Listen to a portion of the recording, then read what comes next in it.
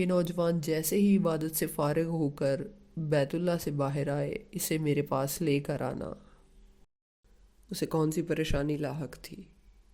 کیا اس کی پریشانی اتنی بڑی تھی کہ حاکم وقت بھی اس کی پریشانی کو دور نہیں کر سکتا تھا؟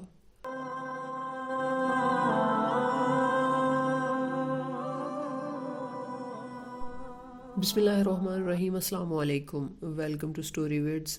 اگر آپ نے چینل کو سبسکرائب نہیں کیا تو کر لیں۔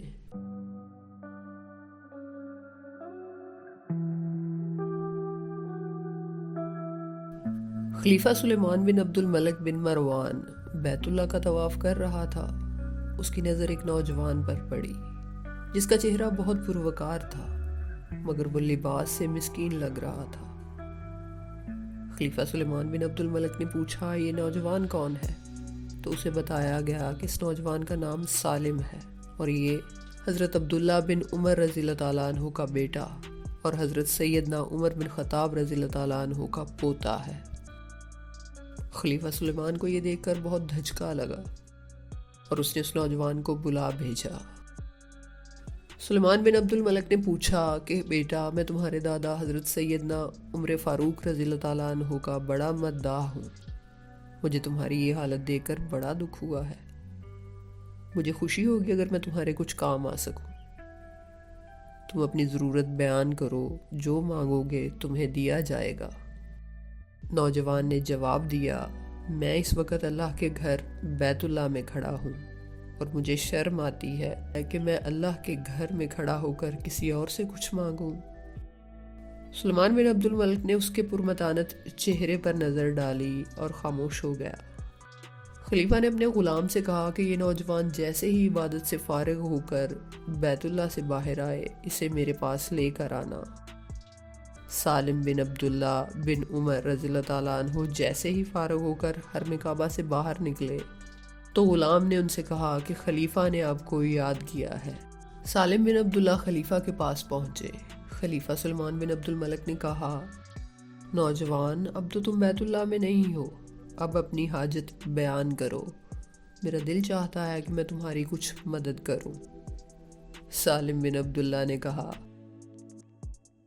اے خلیفہ، آپ میری کون سی ضرورت پوری کر سکتے ہیں، دنیاوی یا آخرت کی؟ تو خلیفہ نے جواب دیا، میری دسترس میں تو دنیاوی مال و متاع ہی ہے۔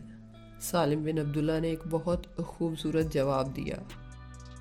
انہوں نے کہا، اے خلیفہ، دنیا تو میں نے کبھی اللہ سے بھی نہیں مانگی جو اس دنیا کا مالک ہے۔ آپ سے کیا مانگوں گا؟ میری ضرورت اور پریشانی تو صرف آخرت کے حوالے سے ہے۔ اگر اس سلسلے میں میری کچھ مدد کر سکتے ہو تو کرو۔ اب خلیفہ یہ جواب سن کر حیران رہ گیا اور کہنے لگا کہ نوجوان، یہ تو نہیں، تیرا خون بول رہا ہے۔ خلیفہ سلیمان بن عبد الملک کو حیران اور پریشان چھوڑ کر سالم بن عبداللہ وہاں سے نکلے اور حرم سے ملحقہ گلی میں داخل ہوئے اور نظروں سے اوجھل ہو گئے، جبکہ خلیفہ اس بات کو بہت دن تک سوچتا رہا اور اسے پتہ چلا کہ ایک نوجوان حاکم وقت کو آخرت کی تیاری کا ایک بہت اچھا سبق دے کر گیا ہے۔ سننے میں تو محض یہ تاریخ کے اوراق میں سے ایک واقعہ ہے، مگر اس میں بہت سارے اسباق پوشیدہ ہیں۔ سب سے پہلا سبق تو یہ کہ دنیا میں کوئی کتنا بھی طاقتور کیوں نہ ہو، وہ ہمیں دنیاوی طور پر تو نفع یا نقصان پہنچانے پر قادر ہو سکتا ہے، لیکن آخرت میں صرف ہمارے اعمال کام آئیں گے۔ اور دوسری یہ کہ جب بھی ہم کوئی عمل کرتے ہیں یا گفتگو کرتے ہیں، وہ نہ صرف ہماری شخصیت کی نمائندگی کرتی ہے بلکہ ہماری نسلوں کا بھی پتہ دیتی ہے۔ اپنا بہت سا خیال رکھیے گا، دعاؤں میں یاد رکھیے گا۔ اللہ حافظ۔